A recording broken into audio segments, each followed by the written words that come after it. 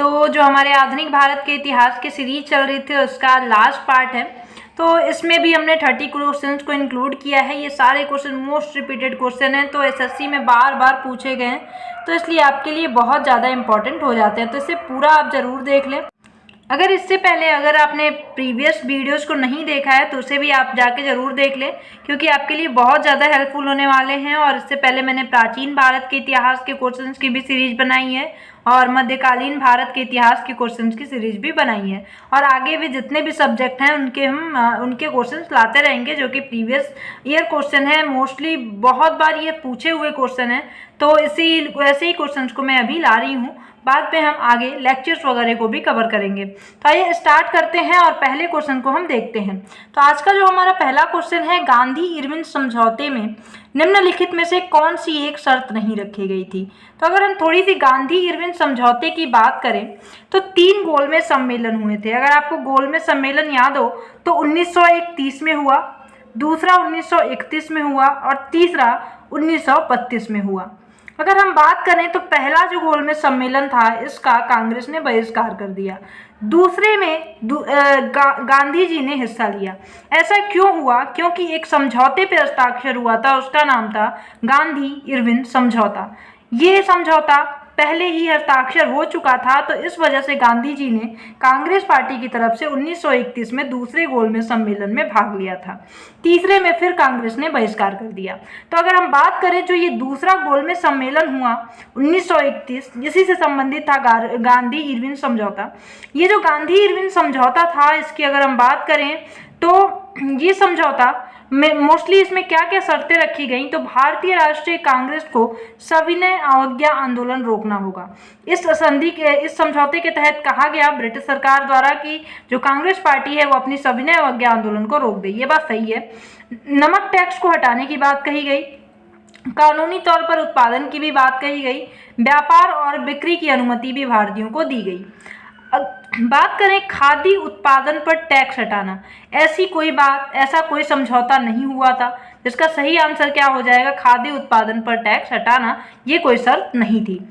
और चौथा है भारतीय राष्ट्रीय कांग्रेस द्वारा गोलमेज सम्मेलन में भाग लेना, ये भी शर्त थी। तो भारतीय राष्ट्रीय कांग्रेस ने द्वितीय गोलमेज सम्मेलन 1931 में भाग लिया, गांधी जी ने इसमें भाग लिया था। आइए अगले क्वेश्चन को देखते हैं। अगला क्वेश्चन है हमारा कि वर्ष 1915 के किस महीने में महात्मा गांधी ने नस्लवादी शासन के खिलाफ अपने सफल आंदोलन के अधिकार दक्षिण अफ्रीका से वापसी की थी। तो अगर हम बात करें तो दक्षिण अफ्रीका से गांधी जी 9 जनवरी 1915, 9 जनवरी, ये भी ध्यान रखिए, 9 जनवरी 1915 यही वो दिन था जब गांधी जी भारत आए थे।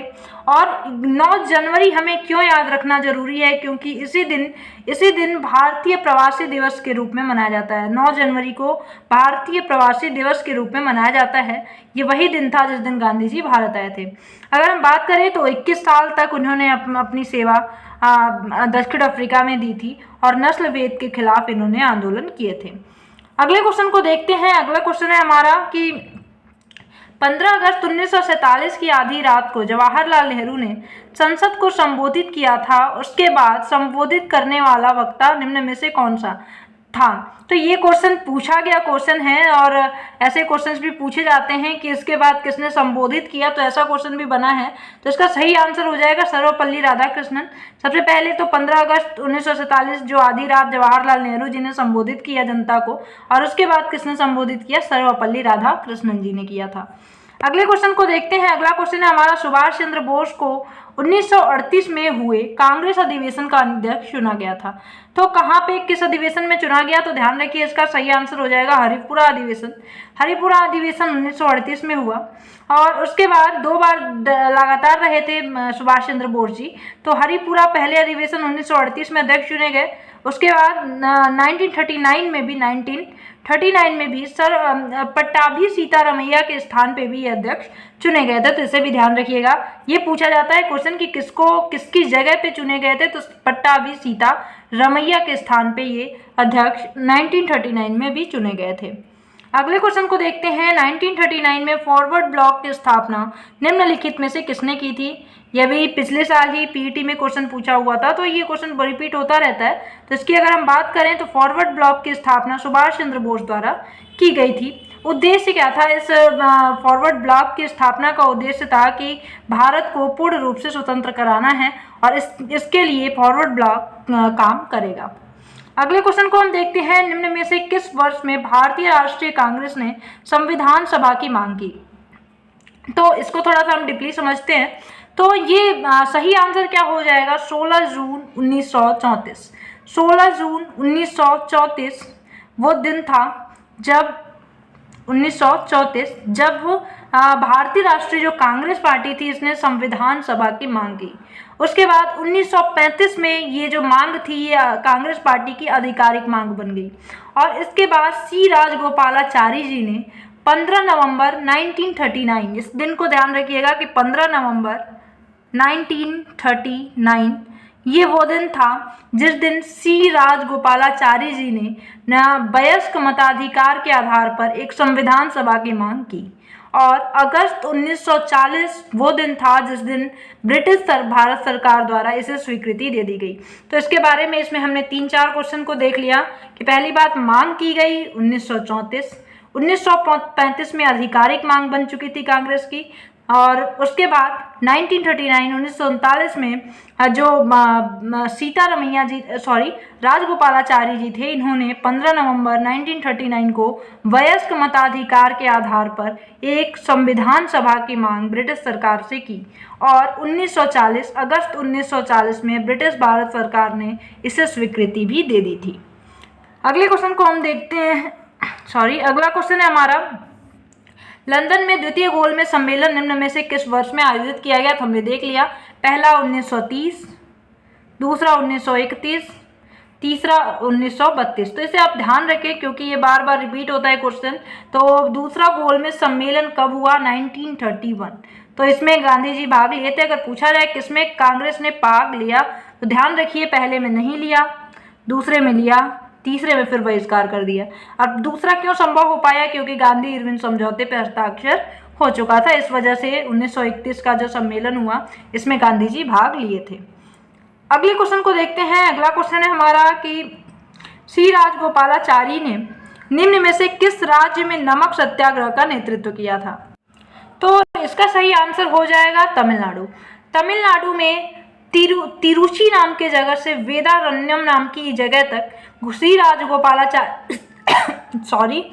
राजगोपालाचारी जी पैदल यात्रा करके नमक कानून को तोड़ा था। तो नमक सत्याग्रह जो चलाया गया तमिलनाडु में उसका नेतृत्व सी राजगोपालाचारी जी ने किया था। अगले क्वेश्चन को हम देखते हैं, महात्मा गांधी ने डैश वर्ष में नेटल भारतीय कांग्रेस का गठन किस वर्ष में किया? मतलब किस वर्ष में नेटल भारतीय कांग्रेस का गठन किया गया? तो इसकी अगर हम बात करें तो हाँ, इसका गठन जो हुआ 1894 में गांधी जी द्वारा नेटल भारतीय कांग्रेस का गठन किया गया था। अगर इसकी हम बात करें तो इसका उद्देश्य क्या था कि जो भारतीय हैं दक्षिण अफ्रीका में उनके साथ जो भेदभाव हो रहे हैं, नस्लीय भेदभाव हो रहे हैं, उसके विरोध में काम करना, उसके विरुद्ध लड़ना, इस जो भी ये संस्था थी उसका उद्देश्य था। अगले क्वेश्चन को हम देखते हैं। अगला क्वेश्चन है हमारा कि रॉलेट एक्ट की प्रतिक्रिया के रूप में डैश राष्ट्रीय अपमान दिवस के रूप में आयोजित किया जाता है। दिन पूछ रहा है कि जो रॉलेट एक्ट के विरुद्ध में वो कौन सा दिन है जिस दिन राष्ट्रीय अपमान दिवस के रूप में आयोजित किया गया था, या वो कौन सा दिन था जिस दिन राष्ट्रीय अपमान दिवस मनाया गया था। तो ये दिन कौन सा था? तो इसकी बात करें तो इसका सही आंसर हो जाएगा 6 अप्रैल 1919। 6 अप्रैल 1919 में रॉलेट एक्ट के विरुद्ध में राष्ट्रीय अपमान दिवस के रूप में इस दिन को मनाया गया था। अगर बात करें तो रॉलेट एक्ट एक ऐसा एक्ट था जिसमें ब्रिटिश जो गवर्नमेंट थी वो मनमाने ढंग से कार्य करना, उसमें उसको शक्ति मिल गई थी मनमाने ढंग से काम करने की। और उन्होंने कहा, जैसे जो ब्रिटिश सरकार थी, ब्रिटिश भारतीय सरकार थी, उसने कहा कि इस एक्ट का जो उद्देश्य है वो क्रांतिकारियों की गतिविधियों को रोकना है, परंतु ऐसा था बट बहुत ही मनमाने ढंग से ये कार्य हो रहे थे और इसका विरोध किया गया भारतीयों द्वारा और 6 अप्रैल 1919 को राष्ट्रीय अपमान दिवस के रूप में इसके विरोध में मनाया गया था। अगले क्वेश्चन को हम देखते हैं। अगला क्वेश्चन है हमारा कि 1920 का खिलाफत आंदोलन के खिलाफ किए गए अन्याय के विरुद्ध एक विरोध के रूप में आयोजित किया गया। कहाँ के किसके विरुद्ध में किया गया था, कहाँ, ये क्या घटना थी? तो खिलाफत आंदोलन जो कि 1920 में हुआ, तुर्की से संबंधित था। अब क्या था ये खिलाफत आंदोलन? तो बात करें इसकी, तो खिलाफत आंदोलन तुर्की में एक पद होता था खलीफा का, जो कि बहुत ही सम्मानित, एक मुस्लिम समुदाय के लिए बहुत ही सम्मानित पद था। और उसको जो ब्रिटिश गवर्नमेंट वहाँ पे उपनिवेश रूप में के जो काम कर रही थी, उन्होंने उसे क्या किया कि उस पद को हटा दिया। और इसके विरोध में भारतीयों द्वारा भी एक आंदोलन चलाया गया, जिसे खिलाफत आंदोलन के नाम से जानते हैं। ये किससे संबंधित है? तुर्की से संबंधित है। अगले क्वेश्चन को देखते हैं। निम्नलिखित में से कौन सा कथन कांग्रेस के कराची सत्र 1931 के संदर्भ में सही है? तो कराची सत्र के जो कराची अधिवेशन हुआ उससे संबंधित क्या है इसमें सही पूछ रहा है। तो सही आंसर इसका क्या हो जाएगा? तो इसका सही आंसर हो जाएगा गांधी इरविन समझौते की पुष्टि हुई। गांधी जो इरविन संधि हुई थी उसकी पुष्टि इस अधिवेशन में की गई थी। अगर हम इसकी बात करें तो इसकी अध्यक्षता किसने की थी? सरदार वल्लभ भाई पटेल द्वारा इसकी अध्यक्षता की गई थी। इसे भी ध्यान रखें कि सरदार वल्लभ भाई पटेल द्वारा इसकी अध्यक्षता की गई थी। अगले क्वेश्चन को हम देखते हैं। अगला क्वेश्चन है हमारा, हिंदुस्तान सोशलिस्ट रिपब्लिकन एसोसिएशन की स्थापना किस वर्ष में हुई? तो ये हम प्रीवियस जो भी हमारा वीडियो था उसमें हमने देखा था, ये क्वेश्चन हमें याद है। तो इसकी अगर बात करें तो ये क्रांतिकारी संस्था थी। और बनाई कब गई थी? तो इसकी अगर हम बात करें तो बनाई कब गई थी? 9 से 10 सितंबर 1928, सितंबर महीने में 1928 में बनाई गई थी। दिल्ली के फिरोज शाह कोटला मैदान में इसकी स्थापना की गई। और इसमें शामिल कौन कौन थे? भगत सिंह, सुखदेव, राजगुरु, बटुकेश्वर दत्त, ये लोग मुख्य रूप से इसमें शामिल थे। अगले क्वेश्चन को देखते हैं। अगला क्वेश्चन है हमारा कि निम्नलिखित में से कौन कैबिनेट मिशन योजना 1946 के मंत्री नहीं थे? तो कैबिनेट मिशन जो योजना आई भारत में, इसकी अगर हम बात करें तो इसमें सर पैथिक लॉरेंस ये भी थे। सॉरी, ये सही मत समझ लीजिएगा, इसका आंसर नहीं है पैथिक लॉरेंस। तो हम देखते हैं, इसमें पूछ रहा है ना कि मंत्री कौन नहीं थे, कौन संबंधित नहीं थे। तो पैथिक लॉरेंस संबंधित थे, क्योंकि वो उस टाइम पे क्या थे? भारत के राज्य सचिव थे। भारत के राज्य सचिव थे कौन? Sir Pethick Lawrence. Sir Stafford Cripps ये भी थे, उस टाइम पे व्यापार मंडल के अध्यक्ष थे ये। अलेक्जेंडर भी नौवहन विभाग के पहले लॉर्ड थे यहाँ पे। मतलब ये जो 3 लोग थे, ये लोग जो ये विभाग कैबिनेट मिशन आया उससे संबंधित थे, लेकिन वेवेल इससे संबंधित नहीं थे। तो इस क्वेश्चन का सही आंसर क्या हो जाएगा? वेवेल। तो इसे ध्यान रखिए, वेवेल इससे संबंधित नहीं थे।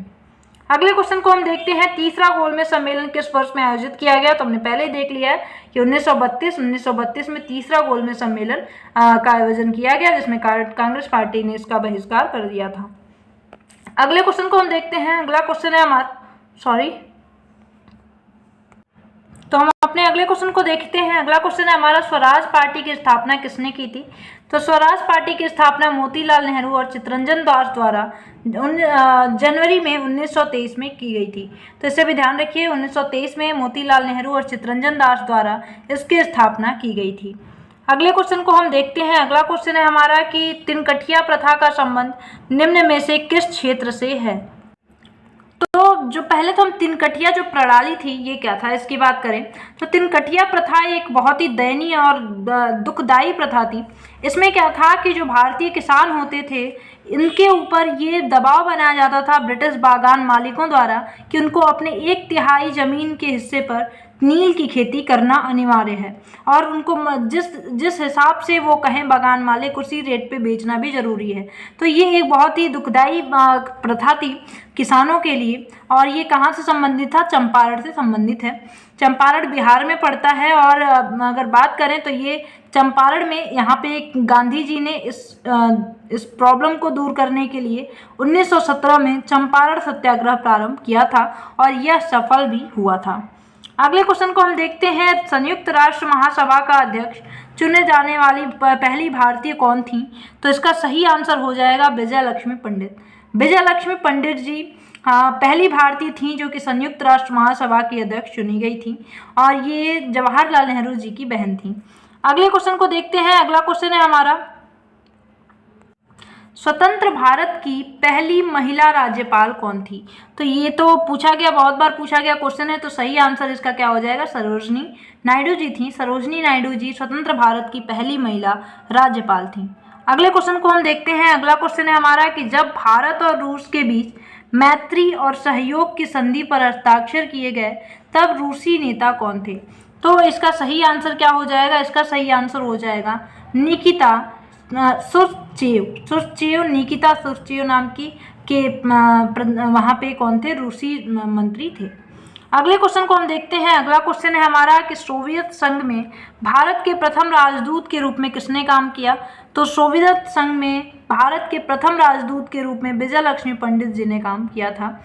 1953 में ये पहली महिला थी जो कि संयुक्त राष्ट्र महासभा की अध्यक्ष चुनी गई थी। विश्व की पहली महिला थी 1953 में जो कि संयुक्त राष्ट्र महासभा की अध्यक्ष चुनी गई थी।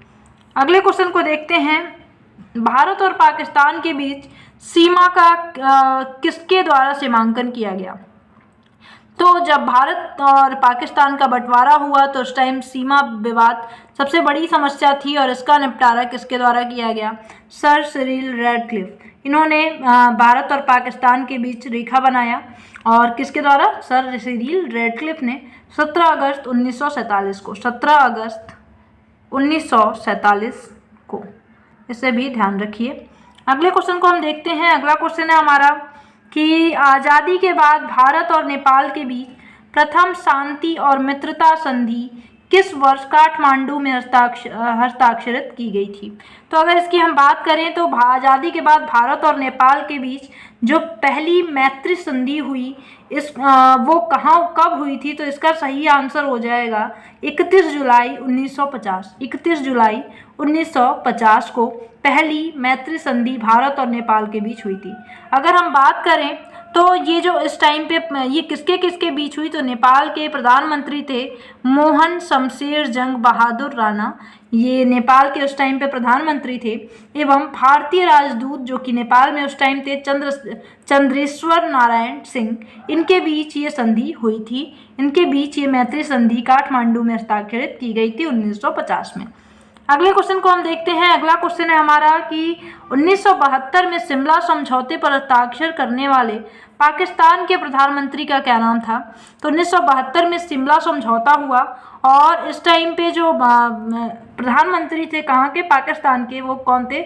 ZA भुट्टो, जुल्फ़िकार अली भुट्टो। और इस टाइम पे भारत की प्रधानमंत्री इंदिरा गांधी जी थी। तो इससे भी ध्यान रखिए, भारत की प्रधानमंत्री उस समय इंदिरा गांधी जी थी। अगला क्वेश्चन है हमारा असहयोग आंदोलन कब से कब तक चलाया गया? तो असहयोग आंदोलन की अगर हम बात करें तो ये सितंबर 1920 से अप्रैल 1922 तक चलाया गया था। इसका सही आंसर हो जाएगा ऑप्शन नंबर 2, सितंबर 1920 से अप्रैल 1922 तक। और अगर बात करें अप्रैल 1922 में इसे क्यों बंद कर दिया गया? तो चौरी चौरा हत्याकांड नवगोरखपुर के पास एक मुख्य कारण था जिसमें हिंसा का प्रयोग किया गया और लगभग 22 से 23 पुलिसकर्मियों की हत्या हो गई। इसमें पुलिस चौकी में आग लगा दी गई हिंसक भीड़ के द्वारा और इस वजह से गांधी जी ने अप्रैल 1922 में इस आंदोलन को बंद कर दिया था। अगले क्वेश्चन को हम देखते हैं। अगला क्वेश्चन है कि निम्न में से किस नेता का नाम चंपारण सत्याग्रह से नहीं जुड़ा है? तो अगर हम बात करें तो चंपारण सत्याग्रह से किसका नाम नहीं जुड़ा है? तो इसका सही आंसर हो जाएगा सरदार पटेल। बाकी अनुग्रह नारायण सिंह, JB कृपलानी, ब्रज किशोर प्रसाद, महात्मा गांधी, ये लोग सभी लोग चंपारण सत्याग्रह से संबंधित हैं। अगले क्वेश्चन को हम देखते हैं। व्यक्तिगत सत्याग्रह आंदोलन के नेता आचार्य विनोबा भावे ने कहाँ से इस आंदोलन को प्रारंभ किया था? तो जब व्यक्तिगत सत्याग्रह चलाया गया उसके नेता आचार्य विनोबा भावे ने इनका प्रारंभ पवनार से किया था। तो इसे ध्यान रखिए। तो इसका सही आंसर क्या हो जाएगा? पवनार। अगले क्वेश्चन को हम देखते हैं। अगला क्वेश्चन है हमारा कि निम्नलिखित में से कौन कांग्रेसी समाजवादी दल से संबंधित नहीं थे? तो इसका सही आंसर क्या हो जाएगा? इसका सही आंसर हो जाएगा सुभाष चंद्र बोस जी। सुभाष चंद्र बोस कांग्रेसी समाजवादी दल से संबंधित नहीं थे। अगर हम बात करें कांग्रेसी समाजवादी दल, इसकी स्थापना 1934 में की गई थी और ये बाकी सभी नेता इससे संबंधित थे। अगले क्वेश्चन को देखते हैं। अगला क्वेश्चन है हमारा कि नमक यात्रा जिसे डांडी यात्रा के रूप में जाना जाता है उसे डैश के द्वारा शुरू किया गया। इससे इजी क्वेश्चन कुछ हो नहीं सकता। अगर आपने प्रीवियस वीडियोस को देखा है तो इनके बारे में मैंने बहुत अच्छे से डिस्कस भी किया है। तो सही आंसर क्या हो जाएगा? महात्मा गांधी। और आप इन सारी वीडियोस को देख लीजिए, मेरी गारंटी है कि आपके क्वेश्चंस नहीं छूटेंगे, क्योंकि सारे क्वेश्चंस बहुत बार रिपीट हुए हैं। तो ये क्वेश्चन इनके आसपास के जरूर आते हैं और मैं एक्सप्लेन करने की भी कोशिश करती हूँ, ताकि साथ में एक के साथ 2 से 3 क्वेश्चन हमारे क्लियर होते चले। अगले क्वेश्चन को हम देखते हैं। अगला क्वेश्चन है हमारा, चौरी चौरा की घटना किस वर्ष हुई? तो चौरी चौरा की घटना कब हुई थी? तो 1932 में, 1922 में चौरी चौरा की घटना हुई और इसी के बाद गांधी जी द्वारा असहयोग आंदोलन को बंद कर दिया गया था। अगले क्वेश्चन को हम देखते हैं। अगला क्वेश्चन है हमारा, लंदन पहला गोलमेज किस वर्ष आयोजित किया गया था? लंदन में पहला जो गोलमेज सम्मेलन हुआ वो किस वर्ष? तो हम ये क्वेश्चन देख चुके हैं। इसका सही आंसर क्या हो जाएगा? 1930। 1930 में पहला गोलमेज, दूसरा 1931, तीसरा 1932। तो इसे ध्यान रखिए और उम्मीद करती हूँ ये सारे क्वेश्चन आपके लिए बहुत ज़्यादा हेल्पफुल होने वाले हैं। तो इसे पूरा ज़रूर देखिएगा। और कुछ क्वेश्चन तक, चूँकि ये लास्ट है हमारा, लास्ट आधुनिक भारत का है, कल से हम विश्व इतिहास देखेंगे। और अगर बात करें तो कुछ 3-4 क्वेश्चन आपके लिए है, तो इसे आप ज़रूर बताएं। तो आपके लिए पहला क्वेश्चन है, 1919 में निम्नलिखित में से कौन सी घटना नहीं हुई थी? ये आपको बताना है। दूसरा क्वेश्चन है, 1928 में अंग्रेजों के खिलाफ गुजरात में बारदौली के स्थानीय किसानों के आंदोलन का नेतृत्व किसने किया था? ये दूसरा क्वेश्चन है। तीसरा है, महात्मा गांधी की माता का नाम क्या था? तो ये तीनों क्वेश्चन अगर आपने प्रीवियस वीडियोज को देखा है तो बहुत आसानी से आप 2 मिनट में इसका आंसर दे पाएंगे। तो उम्मीद करती हूँ आपको ये वीडियो अच्छी लगी है। अगर अच्छी लगी तो प्लीज़ लाइक ज़रूर करें। Thank you so much.